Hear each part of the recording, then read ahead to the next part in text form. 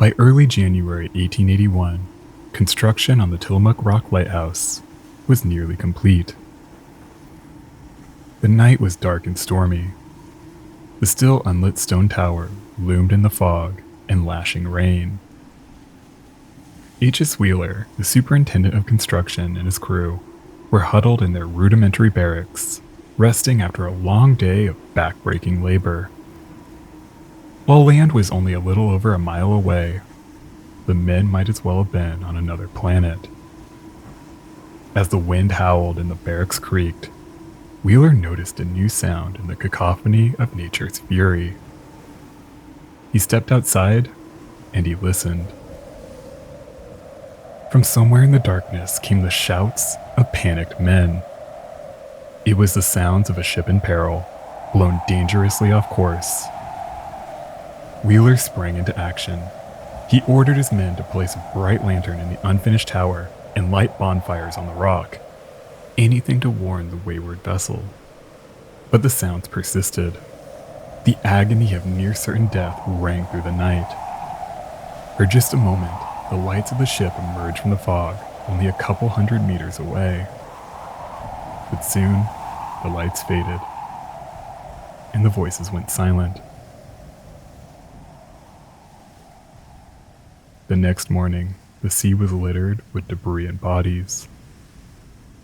Marred by tragedy, the light at Tillamook Rock came too late to save the crew of the Lapacia. But it was more clear than ever why a beacon was needed on that desolate rock in the middle of the roiling sea.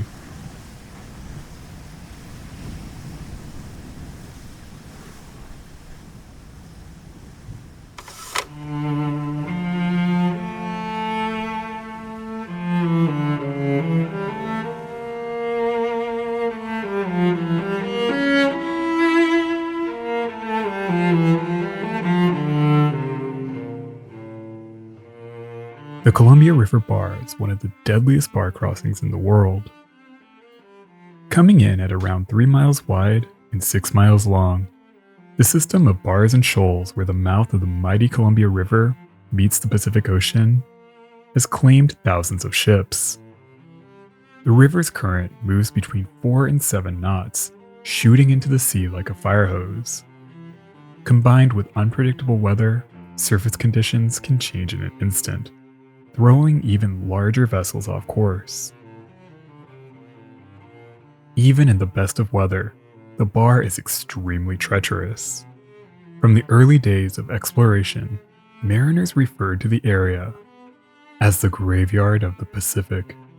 But as Oregon and Washington grew, and towns like Portland began to prosper, the Columbia River became a vital link to California in the south and Seattle and British Columbia to the north. Just finding the Columbia River Bar proved difficult. Mariners would sail up and down the coast, searching for the elusive entrance. Once it was found, ships would often drop anchor for days, waiting for the right conditions to cross. Native guides would paddle out to ships and canoes and offer their help navigating the deadly bar in exchange for valuable goods. Finally, in 1865, the first lighthouse was built at the north end of the bar in the Washington Territory on a hill called Cape Disappointment. Another lighthouse was erected at the south end on the Oregon side called Point Adams Light in 1875. While the mouth of the Columbia was now properly marked at both ends, it was still difficult to locate, and it was quickly decided that another lighthouse was needed. In 1878, Congress appropriated $50,000 for a first-class lighthouse to facilitate navigation on the northern Oregon coast to mark the approach to the Columbia River Bar. The initial plan was to build the new light on Tillamook Head, a high promontory approximately 20 miles south of the bar, located between Seaside and Cannon Beach. The heavily forested bluff reaches 1,200 feet in elevation, and for thousands of years it created a natural barrier between the Clatsop tribe to the north and the Tillamook tribe to the south. But as surveyors passed through the thick Sitka spruce and alders on their trek to the peak, it became clear the site was less than ideal. The promontory was almost always shrouded in fog. Any light at the summit would be nearly impossible to spot from the sea. Another site closer to the sea was selected to the south, but the remote point required the building of a 20-mile access road through the thick forest with numerous switchbacks, which would push the project far over budget. As surveyors scanned the highlands looking for a solution, someone noticed a large high rock sitting about a mile offshore from the head. Before the rock could even be properly surveyed, it was decided that it would be the perfect location for the new light. In retrospect, the road probably would have been a better option. The land at Tillamook Head was deemed surplus and was eventually turned into a Cola State Park, one of the best parks in Oregon.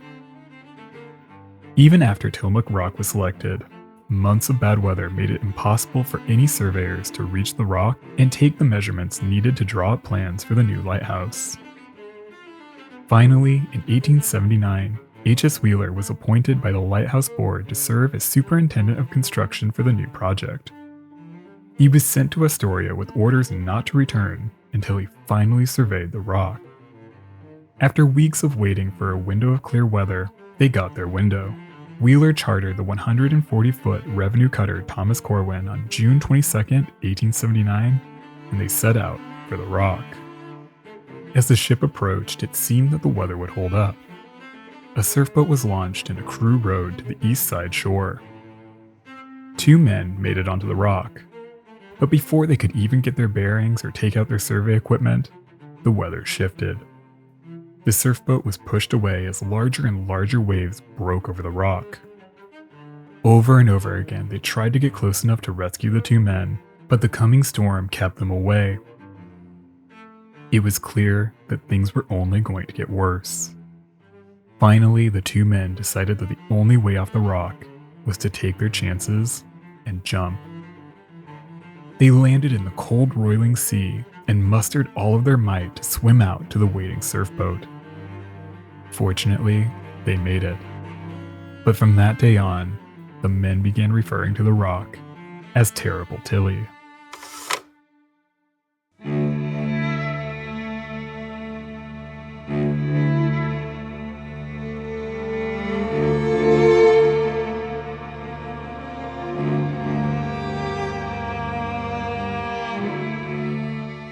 On June 26, 1879, Wheeler made another attempt. While the weather was less than ideal, the surveyor managed to get a foothold on the rock. The waves were too intense to bring his equipment ashore, but he was able to do some basic measurements and record the brutal nature of the isolated outcrop. He noted that the rock was crowded with sea lions. Before European settlement, both the Clatsop and Tillamook tribes visited the rock to gather bird eggs and hunt sea lions for their meat and hides. Wheeler thought that the wildlife and abundant fishing and crabbing would be good for future keepers. His rough measurements were enough to begin planning the new lighthouse and request additional funding from Washington. The project would be one of the most ambitious lighthouses in the country. An additional $50,000 was allocated, bringing the total to $100,000, a very large sum for the time. With funds secured, Wheeler and his team were ready to begin the difficult task of taming Terrible Tilly. Tragedy wasn't far behind. Master stonemason John Trebois was hired to carry out a proper survey and lead construction. His experience working with numerous lighthouse projects in England made him a natural fit for the project. In September, the revenue cutter Thomas Corwin was again commissioned to take Trebois and his team to Tillamook Rock to begin their survey. The weather was fair. A surfboat was launched to ferry the crew to the rock. As they approached, swells began to build. Trebois was the first to step foot on the rock, but at that exact moment, a huge wave ripped the boat away, sending the man tumbling into the roiling sea. His assistant dove into the water to try and save him, but the undertow pulled Trebois away. After an intense struggle, the assistant was finally pulled back into the boat, but John R. Trebois was lost. His body was never recovered. Terrible Tilly had claimed her first victim. He would not be the last. The accident had a chilling effect on the project. Locals began to openly doubt whether it would be possible to build anything on the rock, let alone a modern lighthouse. But Wheeler pressed forward. Public opinion in Astoria turned decidedly against the project, and many warned that the men hired to build the lighthouse were being sent to die. A new construction superintendent, Charles A. Ballantine, was brought on to succeed the late John Trevivas. He would directly oversee the work and ensure that it was done as safely as possible. To shield the 8 to 10 workers already assigned to the project from gossip, the hired men were quartered across the Columbia at the old lightkeepers' quarters at Fort Canby near Cape Disappointment. They would stay there until the weather allowed them to travel to the rock. On October 12th, a brief weather window opened up, and the Corwin managed to clear the bar. The weather was less than ideal, but they made it to the rock and put down mooring buoys on the north and east side in 25 fathoms of water. Then, they waited. After days of driving wind, rain, and waves, the weather cleared just long enough for 4 quarrymen to board a surfboat and land on the rock. They soon established safety lines and began bringing on supplies including hammers, drills, iron ring bolts, canvas and supplies to build tents, a stove, food, and protective clothing. Once they had a foothold, more workers landed on the rock, and a small derrick was established to help load equipment. Work on the lighthouse officially began on October 26, 1879. The conditions were brutal. Men endured driving rain and wind, near constant squalls, and the ever-present risk of losing one's footing on the slippery rocks and toppling into the sea. It was clear that a better way of transferring men and supplies was needed. Soon, a rope gondola was erected. Men would be carried by a breeches buoy. There was some risk that they could be dunked into the water if the ship moved suddenly, but the method was considerably less dangerous than using surf boats, which had already claimed one victim. Before any structure could be built, the top of the rock had to be decapitated using dynamite. Next, a quarryman would be lifted above the rocks by a safety line while he drilled away at the solid basalt rock to level out the surface. The backbreaking work was tedious and dangerous, but it progressed steadily. On January 9, 1880, a particularly brutal storm sent waves crashing over the rock, carrying away the small supply house located about 30 feet above the sea.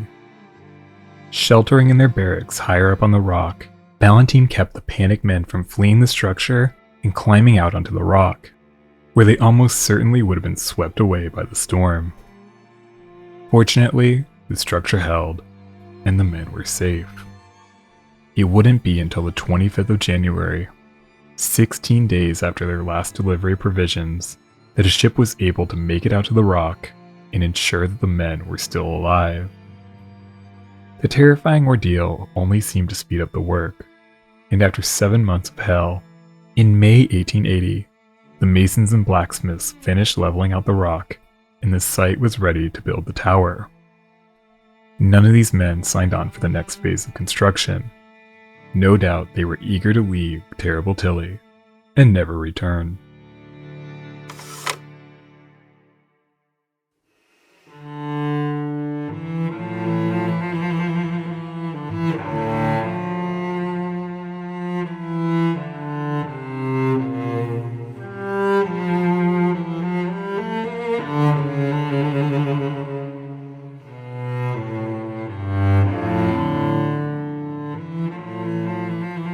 As the site was prepared for construction, and a small flotilla of ships and boats ferried supplies to the rock, Wheeler's initial rough measurements proved to be surprisingly accurate.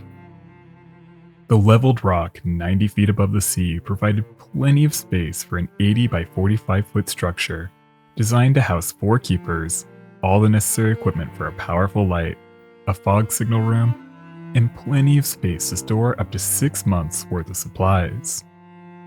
The design team, led by engineer George Louis Gillespie, were well aware that they were building a fortress that had to withstand the worst that nature could throw at it, all while keeping the men inside alive. Their design would meet the challenge. The main structure consisted of 3 elements: a 48 by 45 foot one-story dwelling, a 32 by 28 foot extension on the west side that would house a fog signal room, and a 16-foot square tower that would reach 35 feet 6 inches above the foundation. The structure would be constructed out of quarried ashlar stone, with 16-inch exterior walls and 8-inch thick interior walls. Each keeper would get his own 10 by 12 foot room. There was an entry hall, a kitchen and den space, and a spare room that was used as a parlor and for additional food storage. The rest of the floor plan, including a cellar space, was devoted to storage. The position of the lantern room was carefully considered. The light had to be high enough to avoid most waves, but not so high that it would be hidden by low-hanging clouds and fog. Gillespie selected a position 136 feet above the sea, but during her long career, this high point would still prove vulnerable during the worst of storms. The extension on the west side of the building would house the fog signal and accompanying machinery. 2 coal-fired boilers would supply steam for the powerful signal. These boilers opened toward the keeper's dwelling and would be the only source of heat for the station. They required an enormous amount of water, so a system was designed to collect rainwater from the station's roof, which would be stored in a brick-lined cistern on the north end of the rock. The initial plans for the station provided shelter and safety, but that was about it. The most luxurious feature was a coal-fired cookstove in the kitchen. This was the room where the men would spend the majority of the time when they weren't working. Without central heating, the tower and living spaces were often bitterly cold, damp, and generally inhospitable. But keepers made do. The most expensive feature of the new lighthouse was its first order Fresnel lens and accompanying metalwork, which included a clock mechanism that allowed the lens to turn and blink.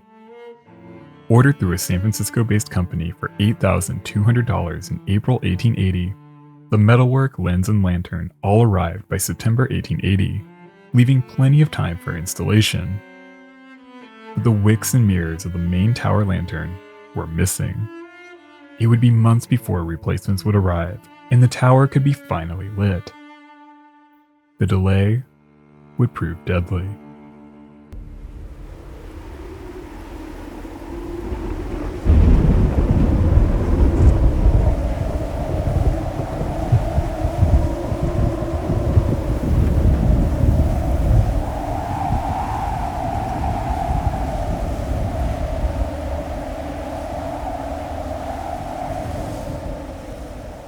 Only a few days after the new year, January 1881, tragedy struck Tillamook Rock. The lighthouse was nearly complete.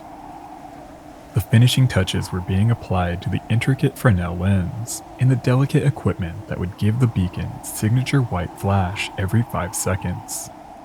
The first keepers were due at the rock in just a few short weeks, and the supplies that would allow them to live and do their work had already begun to arrive.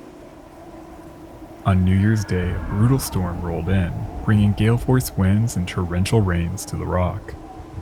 Now, 3 days later, the storm had yet to break. The small crew tasked with carrying out the finishing touches on the new light were huddled in the base of the new tower, eating their simple dinner when Superintendent Wheeler heard something different in the roaring tempest. He stepped outside and listened. It was the shouts of panicked men. One of the crew even thought he heard a dog howling, but that might have just been the whistling wind. Somewhere in the rain and fog, a British bark had been blown off course and was now dangerously close to wrecking on the rocks. They had to be warned. The men raced to the lantern room and placed a bright lamp in the Fresnel lens. It wouldn't be as powerful as the coming light, but they were desperate. Bonfires were lit on the rocks, anything that they could do to warn the wayward mariners. For just a moment, Wheeler spotted the lights of the bark in the fog, but just as quickly, the mystery ship vanished. Soon the night was quiet, save for the constant roar of the wind and waves. The men assumed that they had succeeded in warning the lost ship away from the rocks, and eventually, they retired to bed.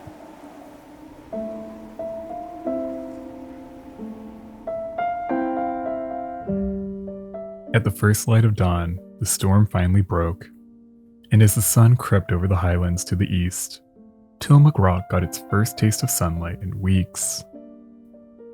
The first man to wake stepped outside, thrilled to take in the rare winter sun. But to his horror, the water surrounding the rock was eerily smooth and littered with debris. The 1,300-ton British square-rig brigantine Lupatia was nearing the end of a long crossing from Japan to Portland. Her captain Irvine Raven passed away during a previous voyage, and command was turned over to the ship's mate, B.H. Raven, the captain's younger brother. As they made their way north looking for the mouth of the Columbia River, a strong southwesterly wind and heavy fog pushed them dangerously close to the coastline. Some believe that the ship's compass might have even malfunctioned. No matter the cause, the new captain inadvertently sailed his ship and the 16 men on board to their doom. Whether they saw the light from the tower or the bonfires will never be known.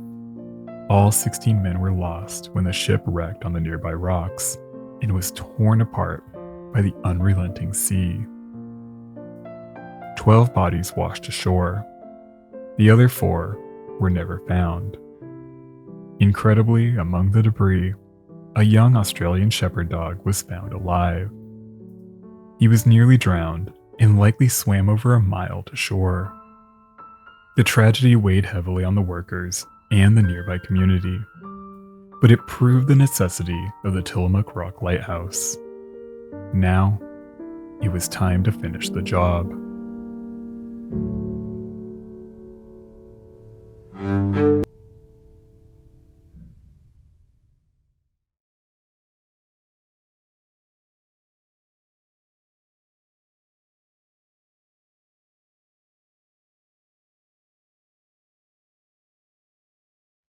The Tillamook Rock Lighthouse cost $123,493 to build. Planning and construction took 575 days. In less than 2 years, one of the most ambitious and challenging projects in the history of the United States Lighthouse Board was complete. The station's first keeper was Albert Reuter. He would be joined by 3 assistants. At midnight on January 21st, 1881, the 5 wicks of the oil lamp were lit, and the night was illuminated with a beam that could be seen up to 22 miles out to sea.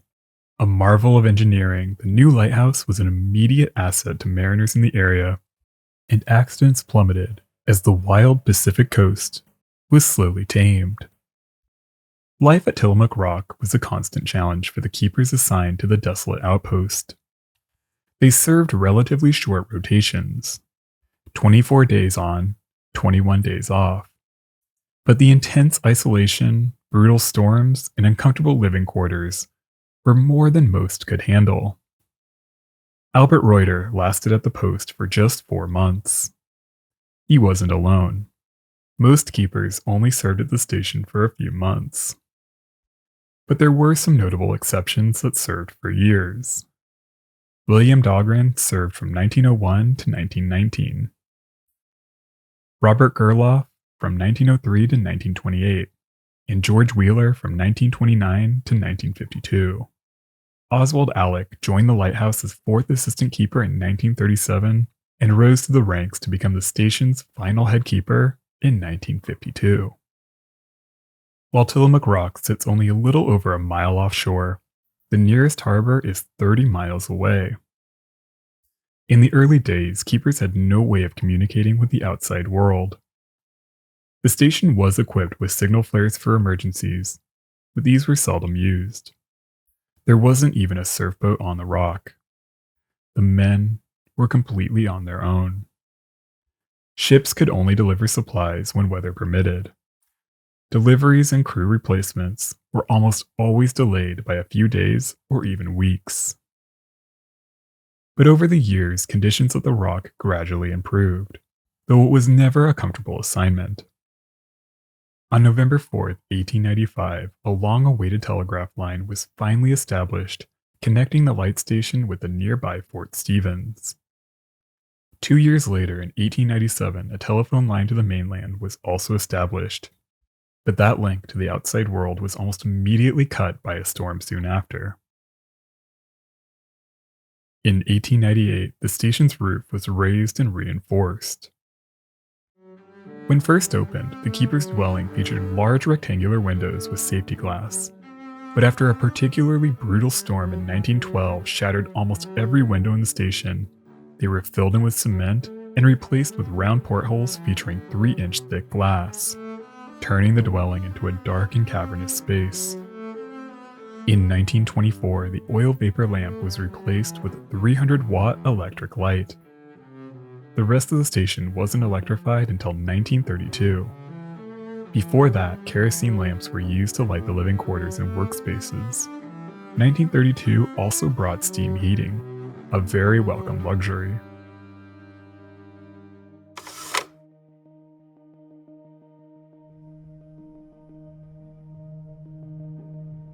Brutal storms were a part of life on the Rock.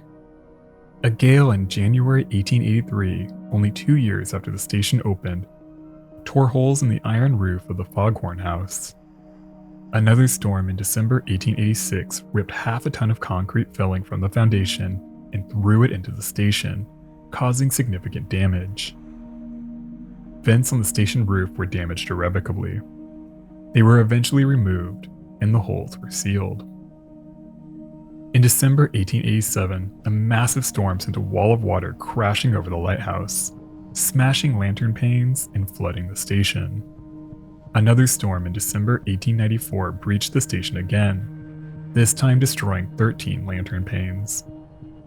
In 1913, the station was bombarded for 15 hours by a storm so powerful that the keepers inside genuinely believed that the station would be ripped from the rock and carried out to sea. But the most powerful storm that the lighthouse endured came on October 21st, 1934, when the station was battered by winds that reached over 109 miles per hour. The storm was so powerful that it ripped boulders from the basalt rock and sent them hurtling toward the light. The lantern room was pummeled by wind, powerful geysers of water, and tons of rock throughout the night. When the weather finally cleared, the station was flooded with 4 feet of water. But most devastatingly, the original first-order Fresnel lens was shattered beyond repair. With nearly every piece of equipment destroyed, second assistant keeper Henry Jenkins scrounged together parts to build a makeshift radio that the keepers used to alert the mainland of the damage and the down light. Repairs cost $12,000 and weren't complete until February 1935. The lens was replaced by an aero beacon, and the lantern room windows were reinforced with metal mesh. The constant repairs and the challenge of supplying the station made it the most expensive lighthouse in the country to maintain. While Tillamook Rock had a relatively strong safety record considering the conditions, it was not entirely free from tragedy. In 1911, second assistant lighthouse keeper Thomas Jones fell 25 feet from the station's derrick. He was evacuated from the Rock and taken to a hospital in Bay City, but sadly, he never regained consciousness. While most hated Terrible Tilly, some found quiet solace in the work and isolation. It was a challenging job, but it was also a simple one, free from the stress and pressure of life on land. All one had to worry about was keeping the light on.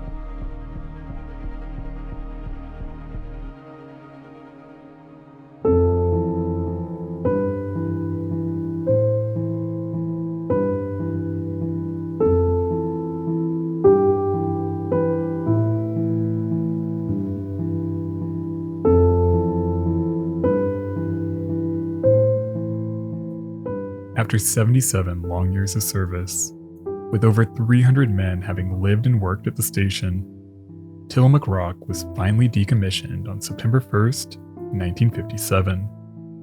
The light served its purpose well, saving countless lives from the treacherous Pacific coast as it safely guided mariners to the Columbia River Bar. Now, it would be replaced by a modern whistle buoy, a simple piece of unmanned technology. The final keepers did their best to close up the lighthouse. Then it was abandoned. It sat empty for over 20 years, standing firm through the worst of what the Pacific could throw at it. Through the 1970s, the derelict station passed through a handful of private owners. But the costs of turning it into anything useful were prohibitive. Even visiting the rock was costly. Only a chartered helicopter could make the trip. Then in 1980, a group of realtors purchased the station with an unusual idea for its future. They would turn Terrible Tilly into what they called the Eternity at Sea Columbarium. For $1,000 to $5,000, people could have their ashes interred at Tillamook Rock. Unsurprisingly, the strange endeavor never really caught traction. Only about 30 people chose to have their remains flown out to the desolate rock. In 1999, the columbarium lost its license. Subsequent applications to have it reinstated were denied. Finally, the rock was put up for sale once again in 2022. As of the making of this video, they have yet to find a buyer. Seldom visited by anyone aside from the occasional group of volunteers that carry out minor maintenance on the decaying lighthouse and study local wildlife, Tillamook Rock has returned to nature. Home to thousands of sea lions, seals, and seabirds, the rock is now part of the protected Oregon Islands National Wildlife Refuge. On September 1st, 1957, before extinguishing the light for good, Terrible Tilly's final keeper, Oswald Alec, left the following entry in the logbook. Farewell, Tillamook Rock Light Station. An era has ended. With this final entry, and not without sentiment, I return thee to the elements. You, one of the most notorious and yet fascinating of the sea-swept sentinels in the world, long the friend of the tempest-tossed mariner, through howling gale, thick fog, and driving rain, your beacon has been a star of hope, and your foghorn a voice of encouragement. May the elements of nature be kind to you. For 77 years, you have beamed your light across desolate acres of ocean. Keepers have come and gone. Men lived and died. But you were faithful to the end. May your sunset years be good years. Your purpose is now only a symbol, but the lives you have saved and the service you have rendered are worthy of the highest respect. A protector of life and property to all, may old-timers, newcomers, and travelers along the way pause from the shore in memory of your humanitarian role.